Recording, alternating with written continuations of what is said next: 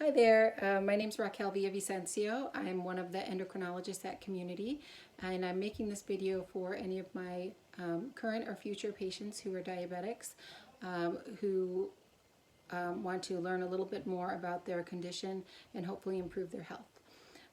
This video is meant to be an introduction to diabetes, so it kind of starts at square one.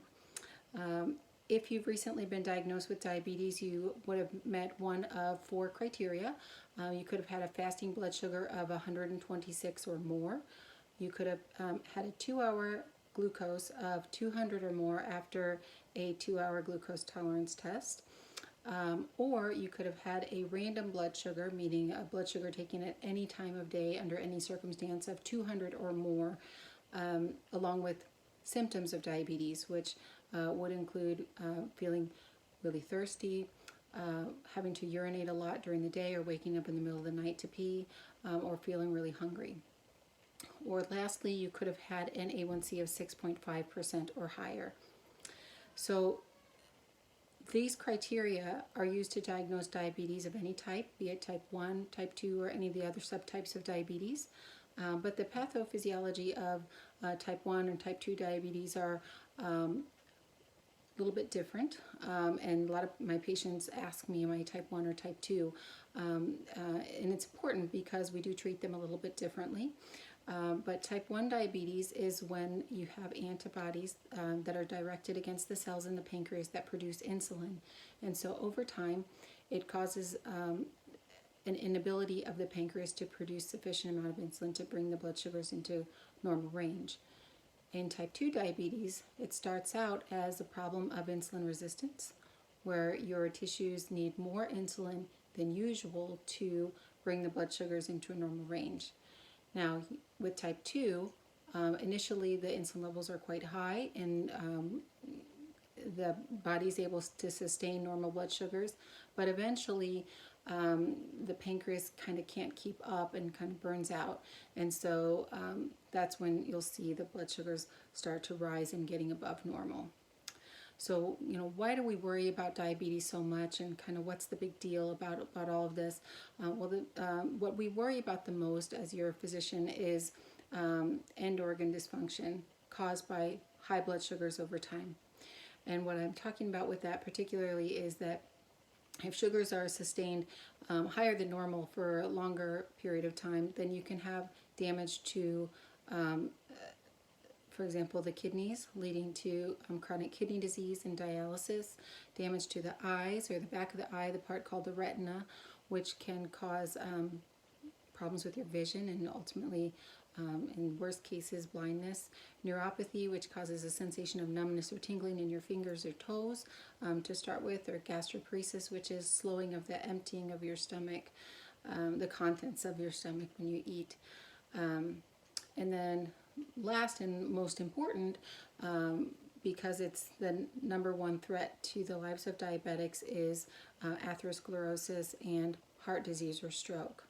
So even if you and I don't talk about it explicitly each time, I'm going to be looking at three parameters, which I call the ABCs of diabetes, or many people refer to as the ABCs of diabetes, and that's parameters that we're going to be looking at to reduce your risk of progression to or progression of coronary artery disease.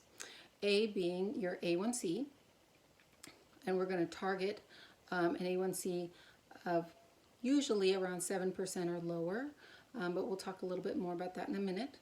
2B, your blood pressure, and so for that we want to keep you at a blood pressure in the 130s over 80s or less. And then 3C being your cholesterol, and the primary target of your cholesterol being your LDL cholesterol. We'll be measuring that at least once a year. We'll be looking also at your 10-year risk for having a heart attack, and I'll calculate that for you in your visit so that we have a sense of where we're at now and how we can improve your chances of protecting yourself from heart attacks and strokes and kidney disease and things like that. As far as blood glucose targets, a lot of people want to know, where they should be. We talked a little bit about the A1C, but on a day-to-day basis, your actual blood sugars are going to be more important to you because that's what you're going to be looking at home. A fasting blood sugar, we want that to be between 80 and 130, and any preprandial, meaning when I say preprandial, I mean before meals, so before lunch or before dinner. Ideally, those would be less than 140. If you're checking after you've eaten, then the numbers are a little bit different, and we want your peak postprandial blood sugar to be less than 180, and that means that it could be between 1 and 2 hours after your meal, the highest blood sugar being 180 or less. So if you have a glucometer already, please be checking your blood sugars.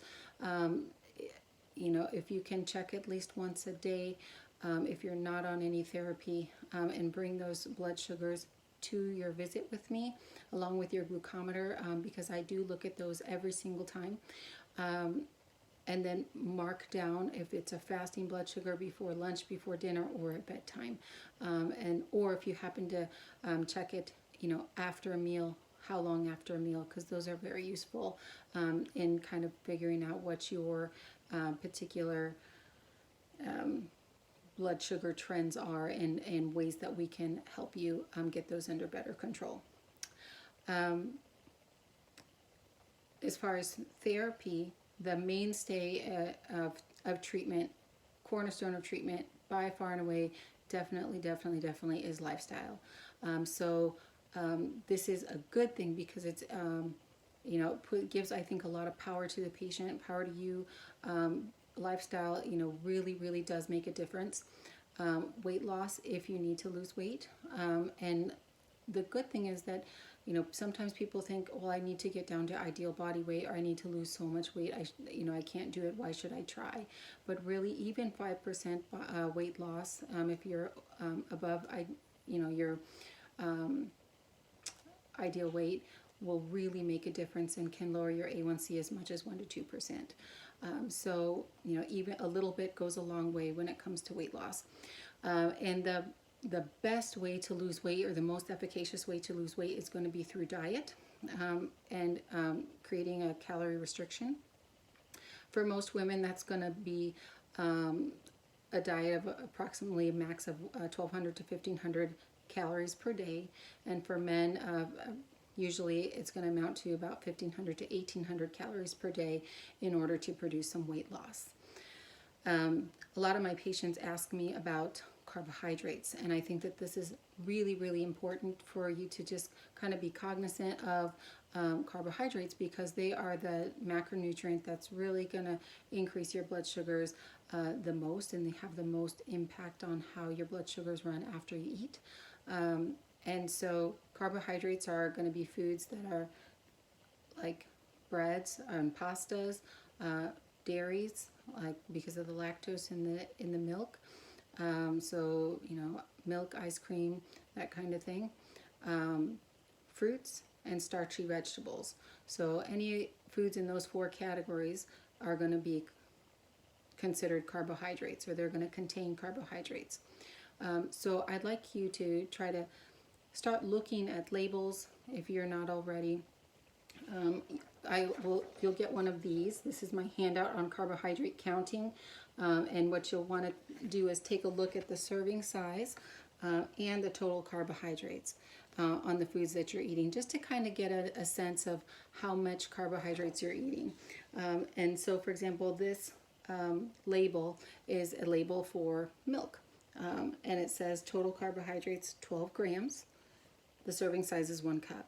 So important thing is going to be to understand that the amount of carbohydrates that's listed on any label is just an arbitrary amount. It's the amount that's contained in that serving size.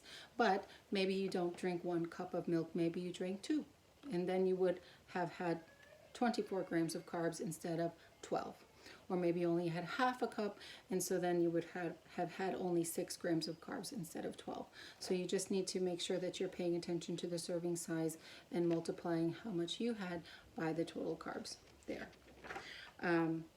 So that's that. As far as how many, a lot of patients ask me, well, how many carbs am I allowed to eat?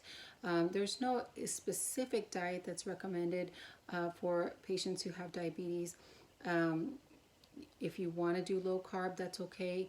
If, the only thing I would caution against is a very, very high carb diet.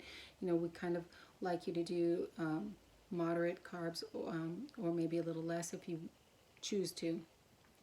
General rule of thumb, I think that 45 grams of carbs per meal for females, and 45 to maybe up to 60 grams of carbs per meal for men or less is a reasonable amount of carbohydrates to stick to with the meals. Sometimes my patients think I'm saying you have to eat at least that much, and that's the max. I don't want you eating over that. So 45 grams of carbs per meal for women and 60 grams of carbs per meal for men or less is kind of a general rule of thumb, and a generally good amount to try to limit yourself to. And that'll help because it's kind of a moderate amount of carbohydrates. It'll help to kind of keep those blood sugars steady throughout the day too. The second part of lifestyle, aside from diet and weight loss, is physical activity. So the recommendation here is to try to shoot for or work up to total of 150 minutes per week of moderate intensity aerobic exercise, or 75 minutes per week of high intensity aerobic exercise. And that can be divvied up any way that you want, as long as you're having at least 10 minutes of cardiovascular bouts of 10 minutes or more of cardiovascular activity. You can do, for example, 30 minutes 5 days a week, or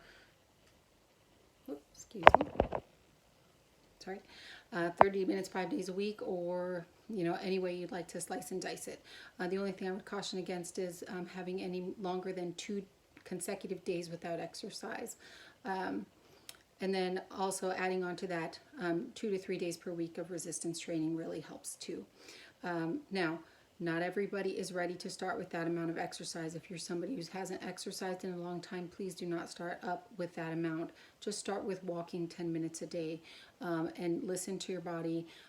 Start slow, increase gradually. If you have any shortness of breath or chest pain at all, stop and don't do any more, and listen to your body. And then obviously let me know. Okay. Last, we'll talk a lot about medications whenever you come into the visit, just to kind of give you an idea of what to expect if you already know what your A1C is. If you're at 9% or more, most likely I'm going to be recommending starting 2 different agents. If you're at 10% or more on your A1C, we're probably going to be starting with the combination injectable therapy, but I don't want that to scare you at all. Injectables or multiple medications, they are not your enemy. They are actually there to help you, and it doesn't mean that you're on them forever.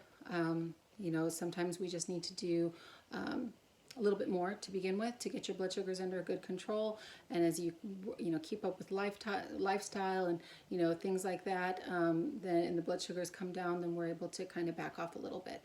So don't be scared about the medications. We are here to help you through that, to teach you how to use them, and get your health into a good place. So I hope this helped. I am looking forward to seeing you at our visit in clinic, and if you have any questions or concerns, please don't hesitate to call us or send me a message by MyChart. And that's it. So good luck, and don't forget to bring your blood sugars with you to your visit. All right. Thank you so much. Bye.